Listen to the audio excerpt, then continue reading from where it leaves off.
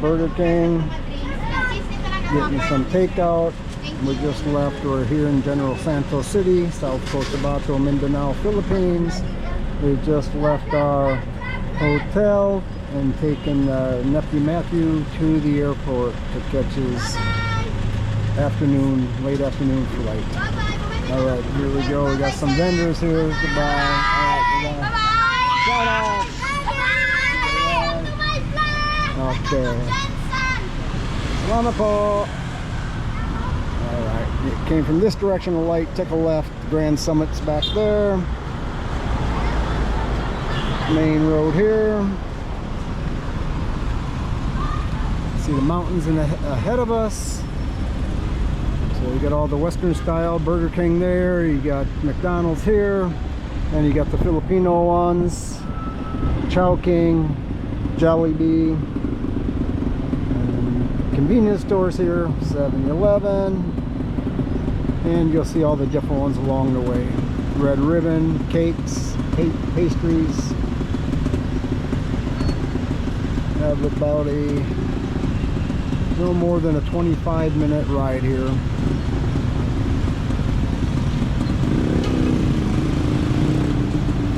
On the streets here.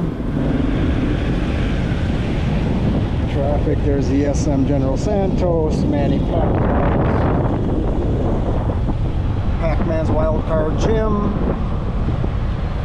Went there yesterday, did a little tour, took some pictures.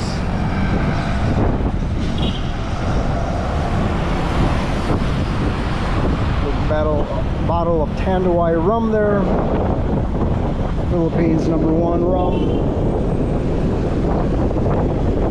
I may or may not have drank a lot of that the past week.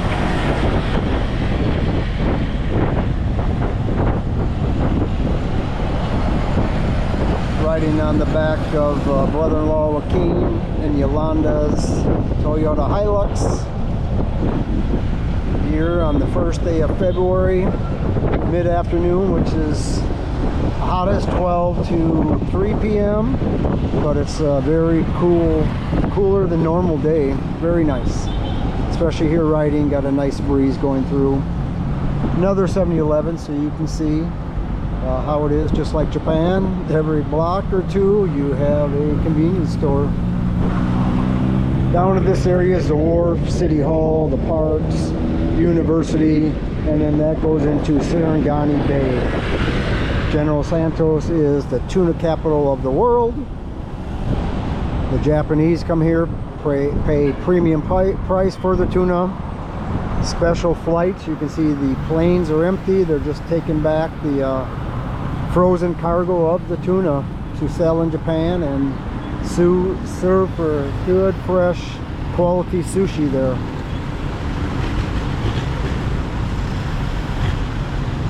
We're on the very almost eastern side of the Philippines where the sun rises. Across Sarangani Bay is Galan. A lot of resorts and beaches there. I have yet to get there in all the years, but family has got there.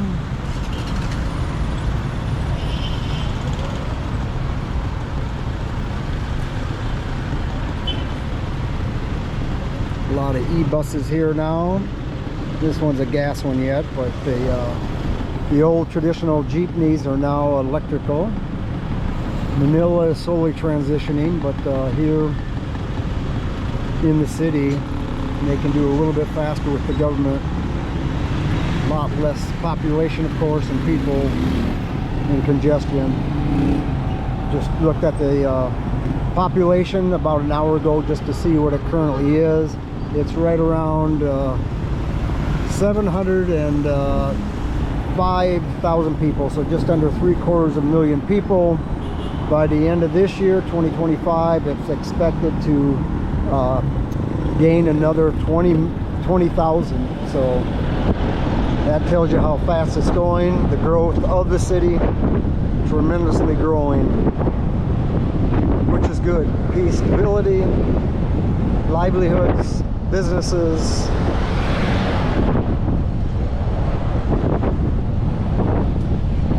So yeah, all the city proper to the left of us.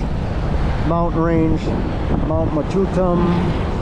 Back here you'll see it closer again as we head towards the airport and through the flatlands of the lower foothills. Got the friendly people giving a shout out. Hello, salamat. And that's the first thing you'll notice about the Philippines. Such friendly people. Don't mind being videotaped. They'll always say hello, smile. The majority can speak English, or at least the basics. Say hello, how are you, where are you from, and that's all you need to get started. Here you'll see some of the development going through. Looks like they're going to do a bypass lower tunnel here underneath as the development's business here, so you can stay on top to do your businesses, and instead of having a flyover you go underneath.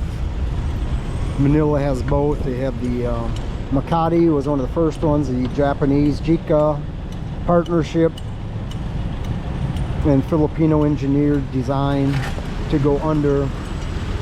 And of course they have many skyways, flyovers above the local ground level roads. Here you can see some of the jungle in the background that leads out to Sarangani Bay. We're not quite high enough here to see the ocean and the bay. Little off-roading here.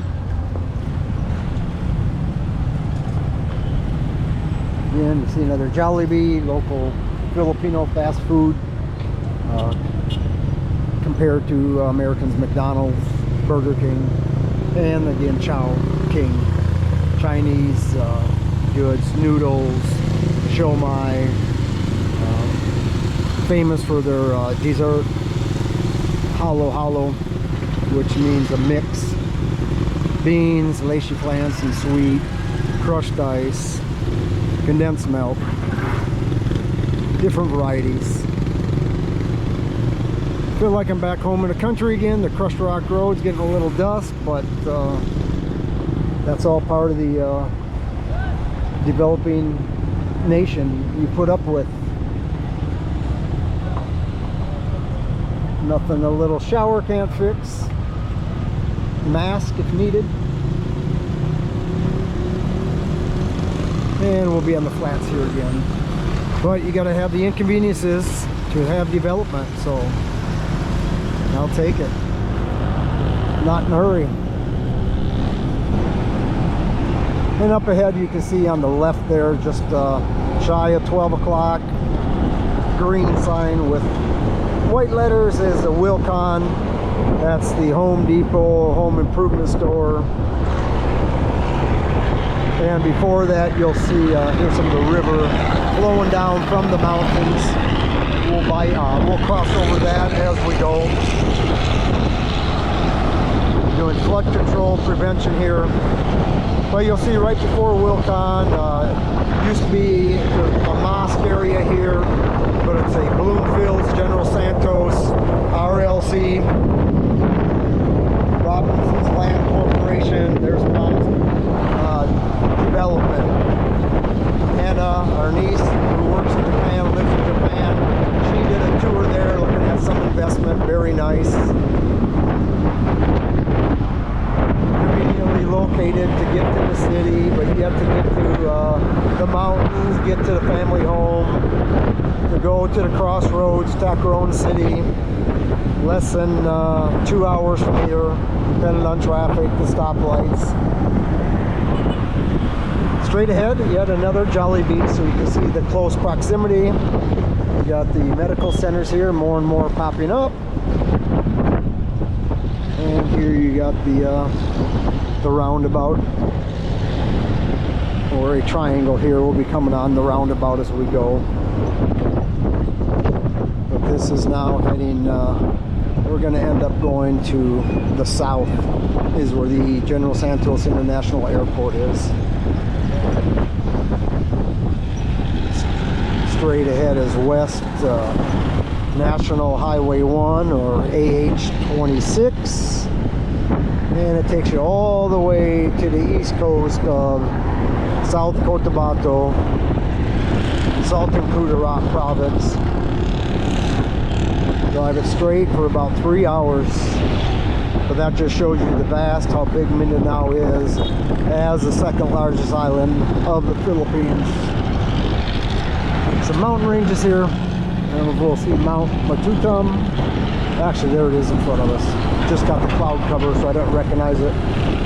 Hotel, it was from a different view. It was at our 10 o'clock, 11 o'clock.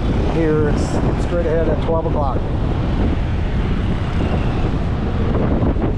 This video may be in two-part segments just to break it up a little bit.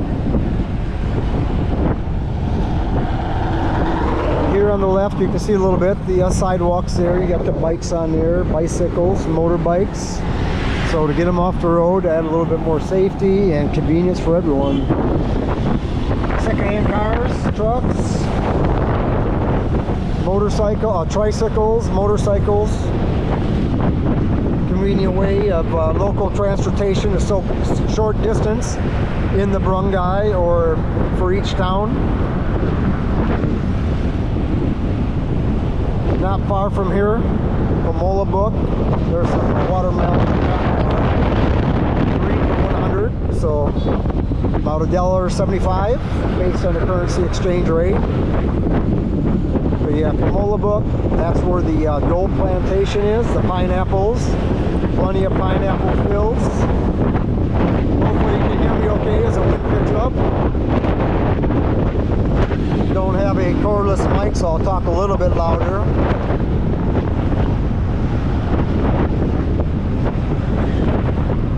See the 3 lanes here. Trikes do very well, sticking to the right lane. The slow lane, which not the case in Manila. It's a free-for-all and all 5 lanes when you're on the bigger highways. Here's a big Uratex foam company, mattress, cushions. Here you got a subdivision, the barangay.